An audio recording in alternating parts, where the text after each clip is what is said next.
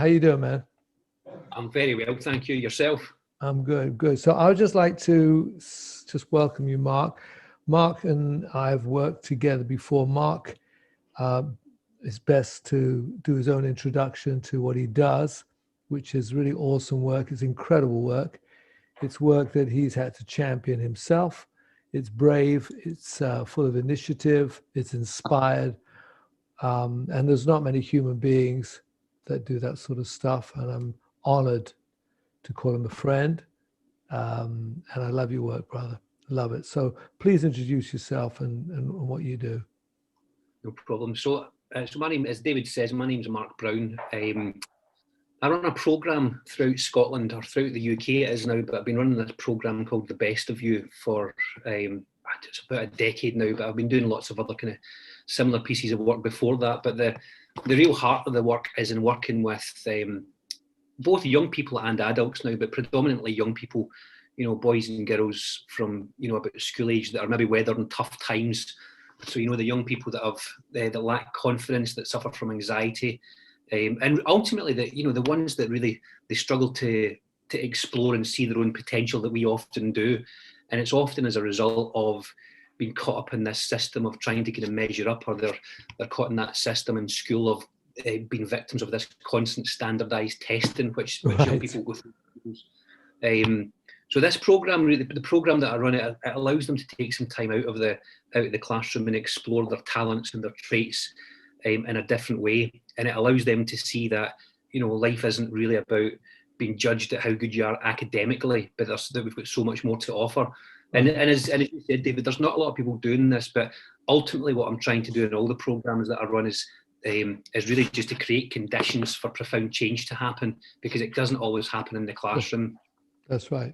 That's right. No, I mean, I just think your work is, I'm a great supporter of what you do, and I think it's incredible. And I'm kind of, and I think that's what I wanted to talk to you, and just, and this is, Global Pow Wow is just like a powwow. We sit around, we just shoot the stuff that's important to us, that is nourishing to us, that is confusing to us, and hopefully come out of there with some sort of idea of things. And what I'm interested about is the decompartmentalization of human beings, how we cut off things, and like we cut off the emotional side from the nervous system, from the brain, from the biology.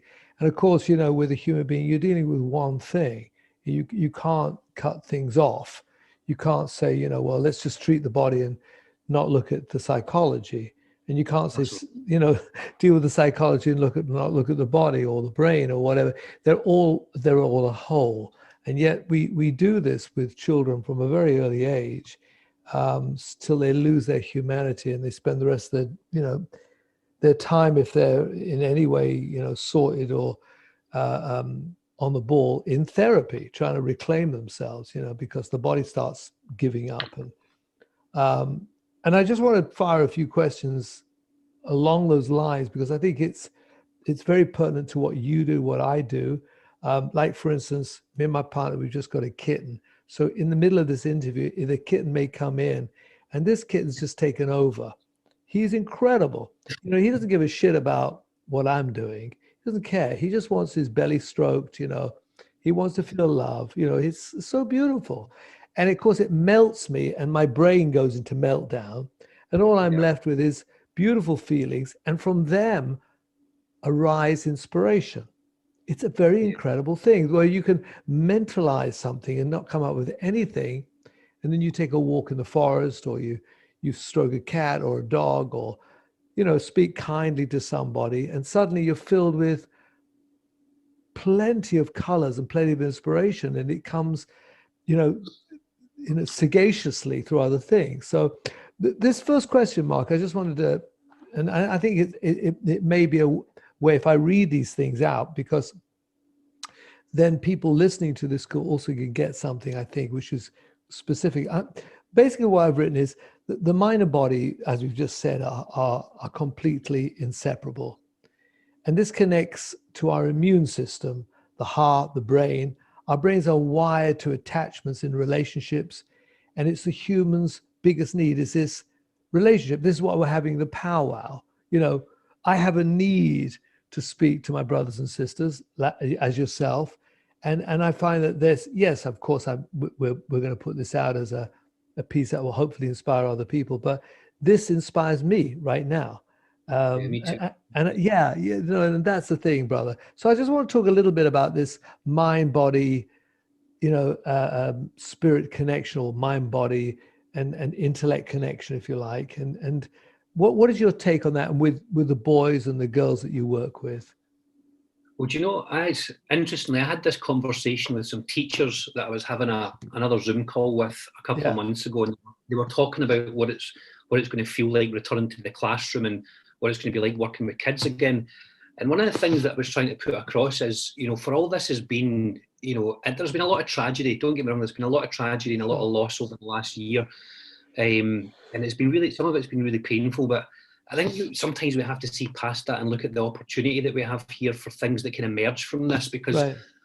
one thing that I know is for sure, having worked, I've worked in schools for a very, very long time, which is quite ironic because I wasn't good at it myself. I mean, I really wasn't. You know, I spent all my time in the music department, you know, playing my guitars. But the one thing that I know is that these days in school, when a young person goes to primary school, maybe age 5, it's almost like the further up the school they get, they only get educated from the neck up. Right. Do you know, it's like this. We are so hell bent on teaching these academic subjects, but we don't actually offer young people an opportunity to explore the very essence of what emotions are. We don't create conditions to allow them to explore certain feelings, to be inspired. We have these classes, and I'm trying to say this carefully because I know there may be some teachers that end up watching this, and I'm not here by any means to dampen what teachers do, because there are some incredible teachers out there. Sure. But we're bound by a curriculum, which to be honest is very dated. The curriculum. I did a talk a couple of years ago in Glasgow City Council, and I showed them a timetable from, I think it was like 1946, and it was a timetable for a Glasgow school just after the Second World War. And then I showed them another one for, I think it was like 2018, 2019, and it really hadn't changed that much. Yeah. You know, we looked at the curriculum that was set for an industrial revolution, which has been and gone. So a whole bunch of other stuff happened for them since then. And what I find is the kids that get nominated for my programme, I always like to meet them individually before we take part in the big group process. So we meet up and, you know, we have a cup of tea, or, you know, a glass of water, and I tell them a little bit about my background. And what I'm trying to do in that first incense is just to have a little bit of a conversation with them on a human being level. Sure. Not a I'm a teacher, you're a student, but just two coming together to actually talk about, if you were to invest in yourself for a week, and not just the cerebral stuff, but if you were to invest in yourself and really think about what you're capable of becoming and doing differently.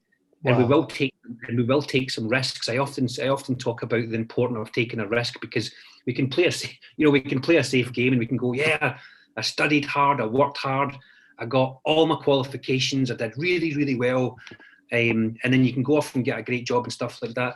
But there's the other bit that you can miss in school. There's the other bit, which is actually what it's like to really construct yourself, because I've never really been a fan of that idea of taking time out to go and find yourself. Do you know? I don't know anyone that's truly done that. They went on some journey to find themselves. Even when you talk about the Native Americans, if Native Americans would go on they would go away in these kind of tribal vision quest and stuff. They weren't going to find themselves. They were going to create themselves. They were going to see what they were capable of becoming. Right. So when I work with young people, and with adults, to be fair, I do a lot of work with adults. I do a lot of work with people in the criminal justice system and people who are recovering addicts.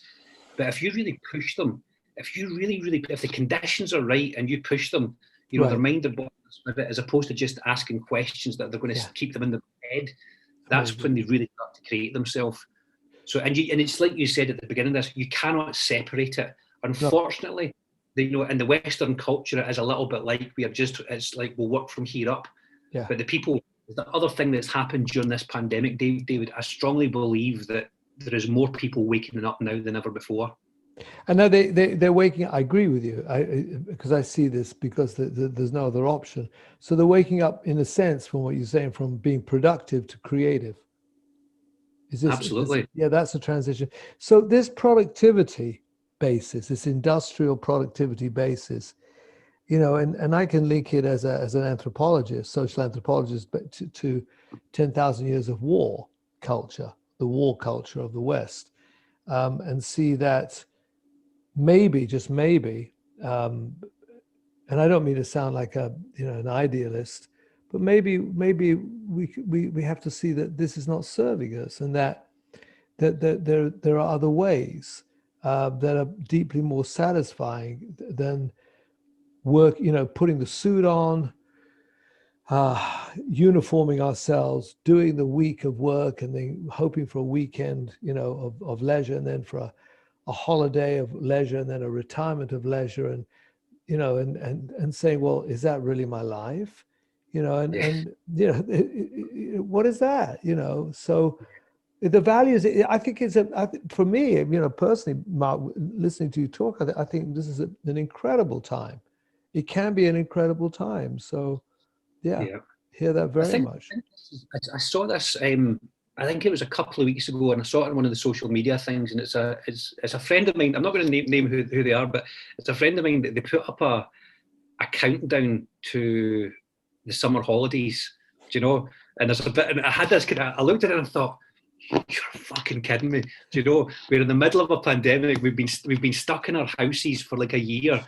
And some days doing this countdown, I'm going, we're missing the point. And I'll be honest, this is the same person that even pre-pandemic, they would, you know, the 1st of January, they'll do a countdown to the Christmas holidays. And I'm going, we have this thing where we are starting to place so much emphasis on our happiness being in the future, or our contentment being in the future.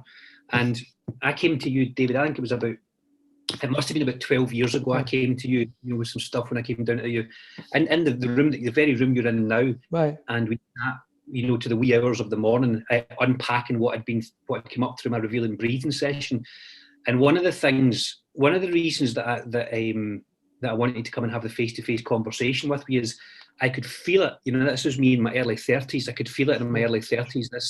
This idea of going, man, I do not want to be that guy who had the career and did all the stuff, you know, I did lots of stuff and maybe had lots of stuff, but I wasn't getting to be all the stuff.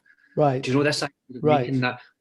Making a conscious decision from going from being a human doing to a human being, because I think that's how a lot of people are living their life. And that when I talk about people waking up, is that I'm seeing more people now that are going, I'm just so sick of being busy. Yeah. So busyness is almost it's become this disease, or it's become a badge of honor. Do you know? I see these teachers walking through corridors with piles and piles of stuff, and some of them are crying out to just sit and have a conversation with a child, but I've got 2 weeks worth of reports to get through here. That's exactly right. And I think you were saying like a badge of honor. You were saying that it was like a badge of honor being busy.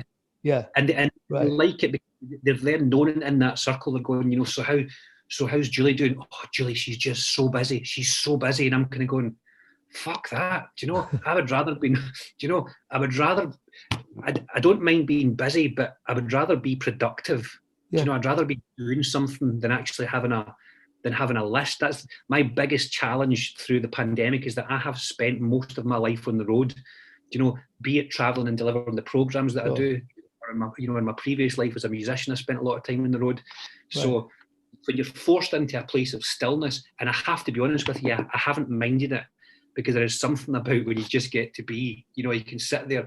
My daughter Olivia came in the other day, and I was just sitting, it was like the middle of the day, and I'm sitting, big pot of coffee, reading a book, and she kind of looked as if to go, why are you not doing something? And I'm going, I am doing something, you know, I'm just reading and enjoying a coffee. Wow, that's amazing.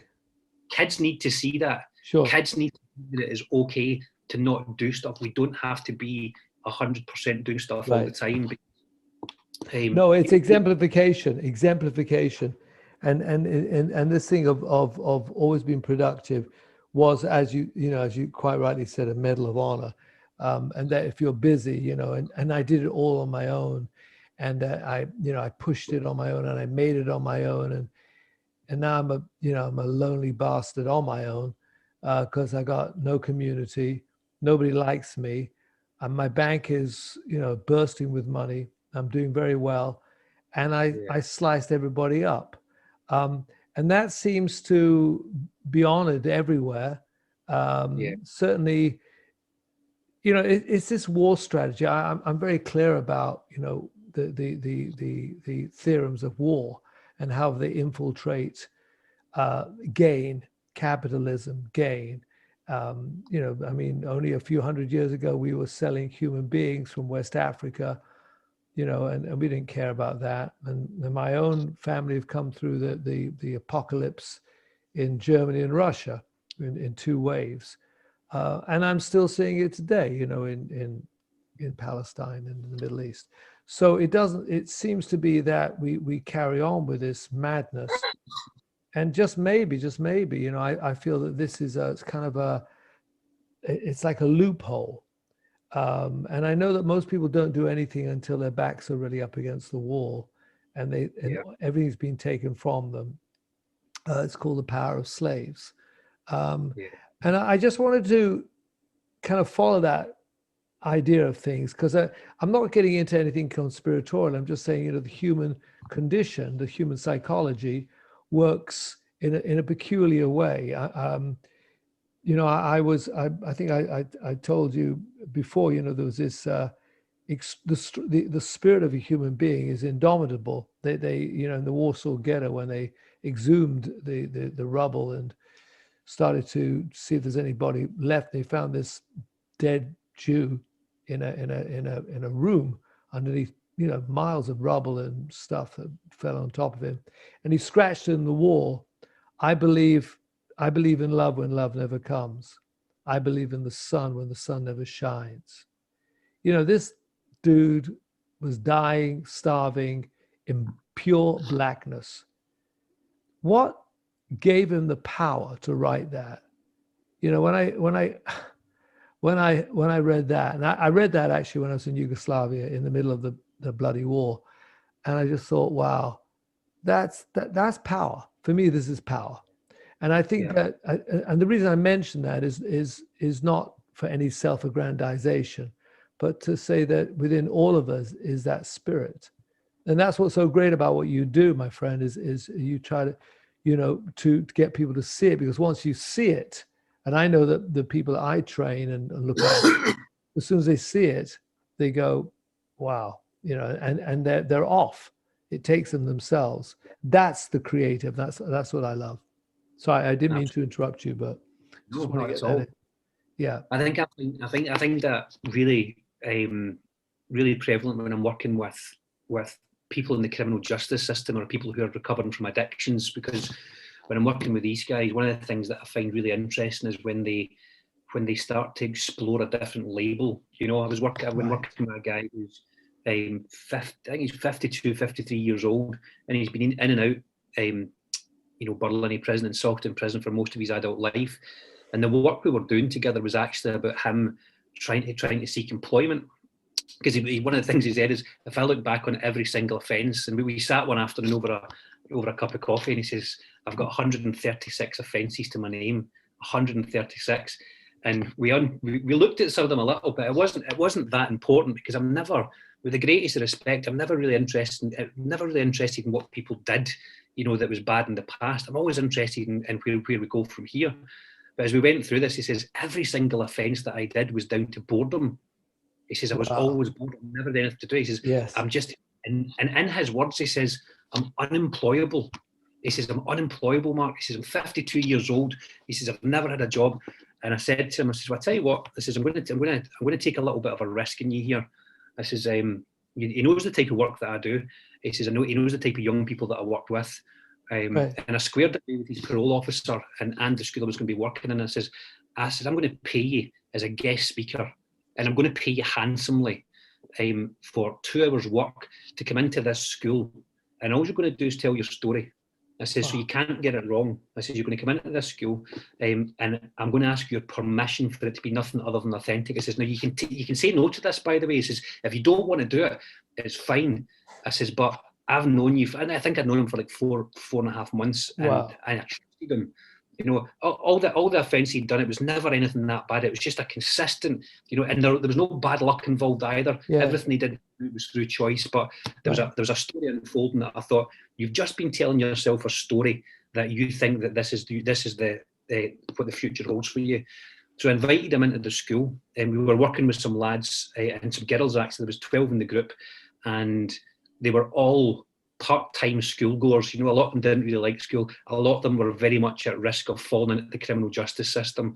And I brought this guy in, and it was cool because he wore a suit. He wore a suit for the first time in a very long time. He came into the room, and I asked him to start telling his story. And the very first thing he said to these kids was, and he said his name. He says, my name's such and such, and he says, and I'm a professional criminal. And the group kind of went, sorry? And he went, I'm a professional criminal. He says, I've been a criminal since I was 16 years old. He says, it's the only thing I'm good at. He says, but it never ends well. And then he went in, and within that one line, what he did amazingly was that he engaged all these kids. Now, bearing in mind, these are actually children who won't engage in a classroom. You know, they will switch off after 3 or 4 months. Sure.